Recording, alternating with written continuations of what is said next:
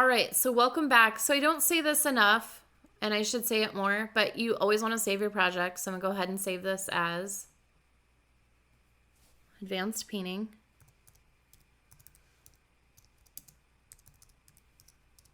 Ta-da!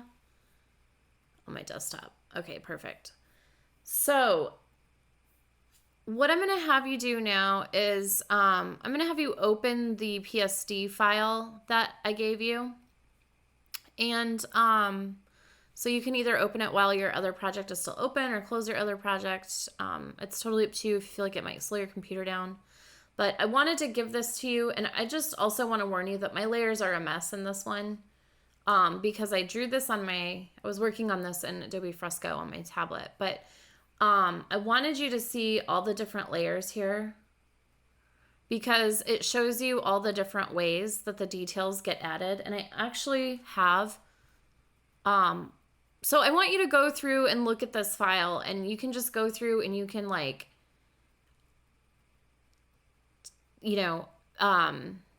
take off visibility for certain layers and kind of see how things were built up.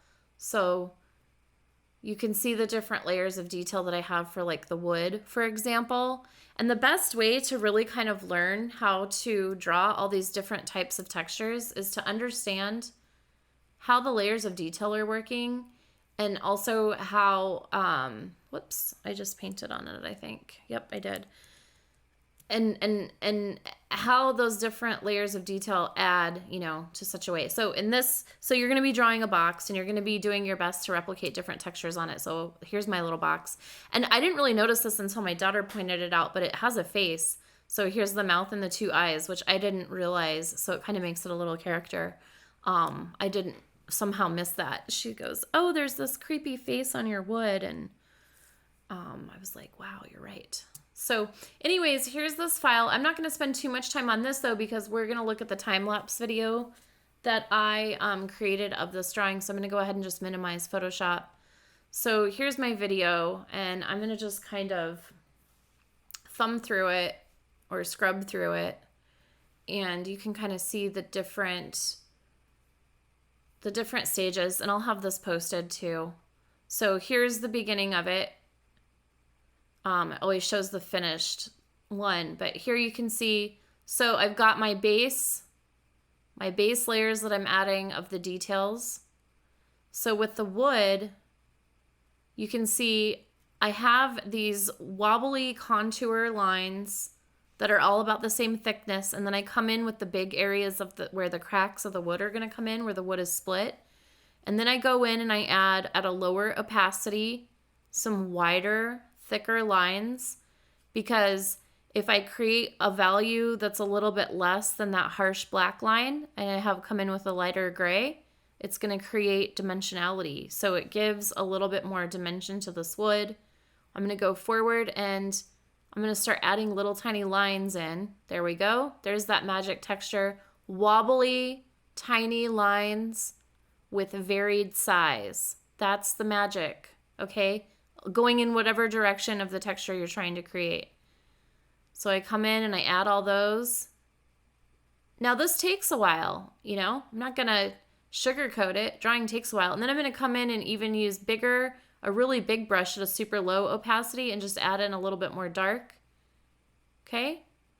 And then, did you see this? I came in with a white brush and I broke up this line a little bit more. You see how this contour line was about the same size throughout? Well, if I come in with a white brush and I punch that up and I break it up some more, it creates even more dimensionality. Now, does this wood look realistic, like a wood that is a photorealistic quality? Well, no, it doesn't. It's got enough dimensionality where it's looking as three-dimensional as I want it to, but it still has kind of a cartoony feel to it, right? Then I'm going to come in and kind of do the smooth surface on the side. So I suggest to you that you mix it up and do, try different textures. So here's a wood texture, a smooth texture, and then the last one.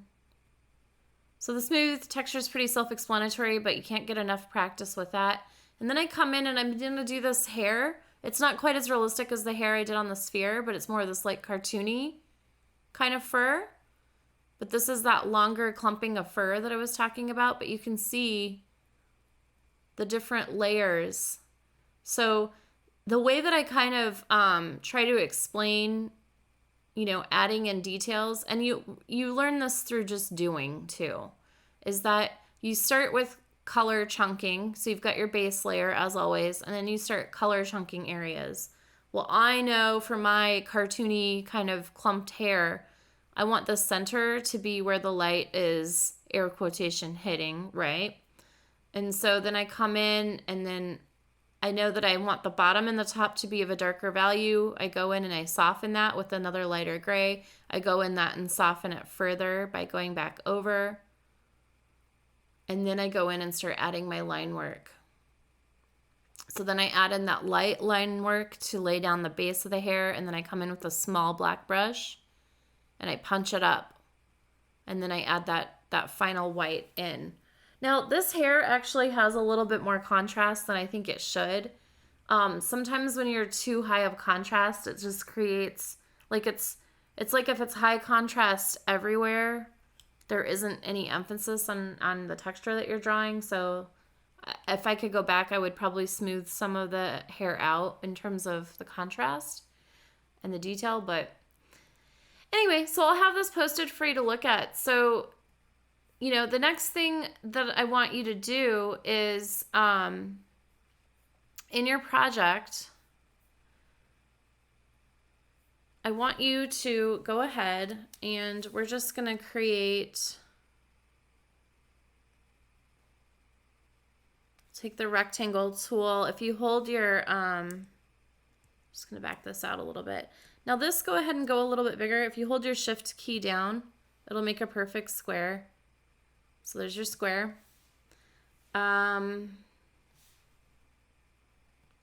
we want the stroke, we'll change that here to be black. Okay, we'll just bring that down to the bottom.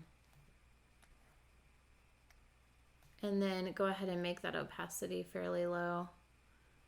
And you can disappear that at the end before you turn it in. So there's that, and then we'll go ahead and, then you can go ahead and grab a brush. Probably want something like just the regular hard pressure brush, and I'm just going to sketch out a 3-dimensional cube. So my opacity is down to 30. I'm going to go ahead and bring that up. And then I need a new layer up here. So I'm going to go ahead and do new layer. Another thing to know when you're painting is that when you start, if you like put your paint brush down and you hold the space key down, oh, is that not going to work for me? Oh, I thought it was the space bar. Maybe it's shift. Oh yeah, it's shift. If you start painting, so if I start painting here and I hold my shift key down, it'll actually keep me painting horizontally or vertically in the same line, which is really, really helpful. So it doesn't matter where my brush goes. It just keeps painting for me like that, which is really nice. So you can use that to do the square. And then, you know, don't worry about this being perfect, but basically just go at a 45-degree angle out, out, out. And if you just make sure they're about at the same length, again, I'm not looking for perfection here at all. Well, geez, I just really went off the perfection track, didn't I? So if I hold my shift key down, I can kind of use that to help me for these straight lines. That's good enough. All right, so there's your cube. So what you can do, the best way to kind of learn how to draw other textures is just to look for them. So let me try my other search here. So if you do texture drawing examples, for example, you're going to find all these different projects that people have already done to learn how to draw. And you're going to see all these different types of textures. Now, you can look at the things in real life, but it doesn't really teach you how to draw them. I kind of like this exercise. I've been seeing this a lot lately where they have students draw a hand and do a different texture on all the fingers, which is quite cool. But, a texture in real life versus how it looks when it's drawn are two completely different things. So what I want you to do is do a Google search for texture drawing examples and look at all these different examples. Actually, don't like those search results quite as much. And I want you to pick 3 textures to copy, to practice copying.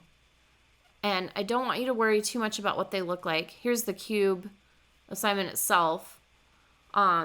This is actually something I assign when I used to teach drawing classes, is to do them like this, like 9 different cubes. But we're just going to do one with 3 different surfaces to keep you all sane, because I know it's quite a learning curve. Okay? And so you're going to use what we learned with the sphere and the fur, and you're going to experiment with different brushes and do your best.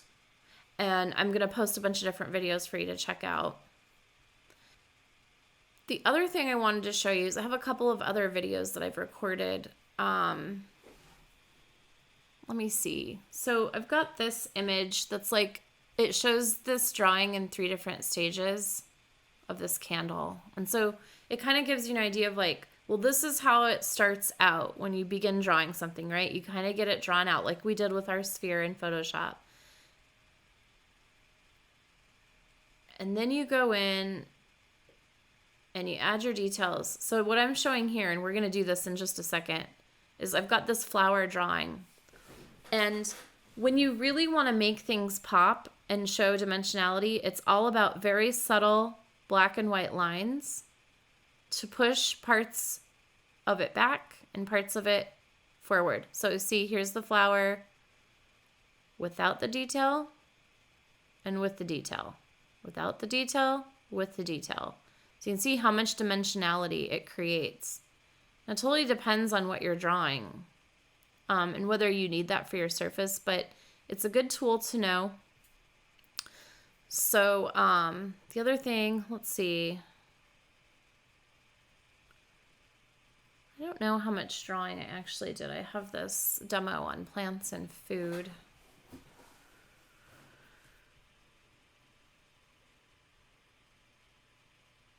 I just show, a bunch of different ways to draw plants and food, which we'll be focusing on for your creative project. In relation to this, you'll be focusing on either an animal or a plant.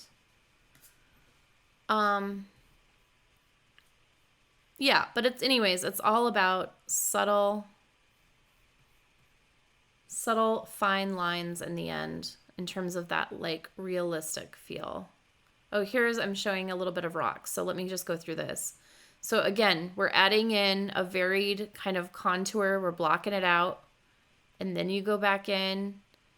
I'm pushing away the edges and blending the edges with a softer black. As I go forward, I guess I could make this a little bit bigger. Sorry. As I go forward, I'm going to end up using kind of a base gray. So there I am bringing it in from the edge, and then I'm going in and adding my texture to my rocks. Adding a little bit of darker texture to push part of the rock back. So I'm pushing back into the rock here, telling the viewer, this is the spot that's closest to you. This is where the light is hitting, for example. And then I'm going to go in and add some cross-hatching to create more dimensionality. Now, I could add this value without using the cross-hatching, but the cross-hatching gives a particular type of characteristic of texture to these rocks, right? So I go in, I'm continuing to add,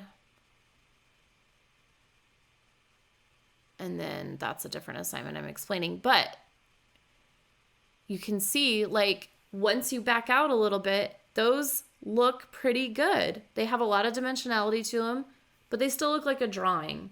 And the point is that, we're not digitally painting so that we can make something photorealistic. We're painting so that it can be illustrated. If we wanted it to be photorealistic, we would just use a photograph. So that's just kind of the thing to sort of think about. So what we're going to do, the last thing we're going to do is go ahead and bring Photoshop up. So go ahead, you have your textures here. I can pretend like, here, what don't I do? Let's see. I have the image of it. There it is. Boom. So I'm going to put my texture box over the empty one so you can see, look, ta-da! That was fast, right? Quick and easy. Haha. All right.